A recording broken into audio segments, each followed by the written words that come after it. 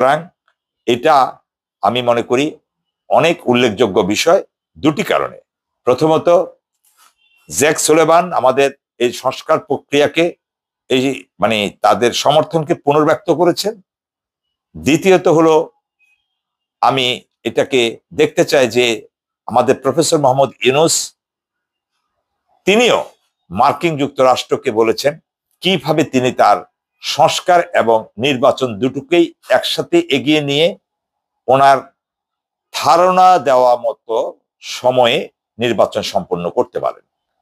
তৃতীয়ত, আমি দেখি যে ভারত বাংলাদেশের বিরুদ্ধে যেই ধরনের মানসিকতা লালন করছে, ভারত যেভাবে মার্কিন যুক্তরাষ্ট্রকে দিয়ে প্রভাকাণ্ড ছড়াচ্ছে, যুক্তরাষ্ট্রের কাছে তা ভারতীয় মিডিয়া প্রকাশ করছে বাংলাদেশের অন্তর্বর্তীকালীন সরকারের উপদেষ্টাদের বিরুদ্ধে নিষেধাজ্ঞা দেওয়ার জন্য, এটা কি এত সোজা?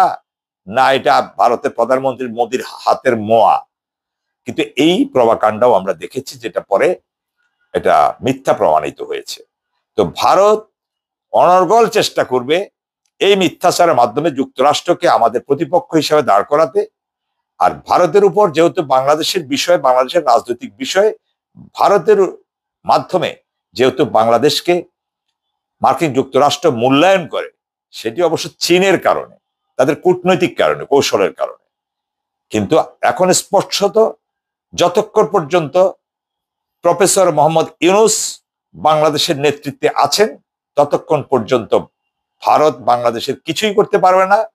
ভারতের এসব সব চোখ রাঙানি জনগণ একেবারে ঘৃণাভরে প্রত্যাখ্যান করেছে, সরকার প্রত্যাখ্যান করেছে।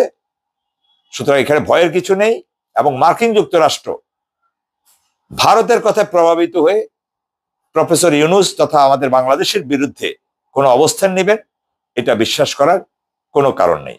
সুতরাং এই তিনটি বিষয় অত্যন্ত গুরুত্বপূর্ণ এবং সিগনিফিকেন্ট আমার কাছে মনে হয়েছে, তাই আপনাদের সাথে শেয়ার করলাম। ধন্যবাদ আপনাদের, ভালো থাকবেন। আসসালামু আলাইকুম ওয়া রাহমাতুল্লাহ।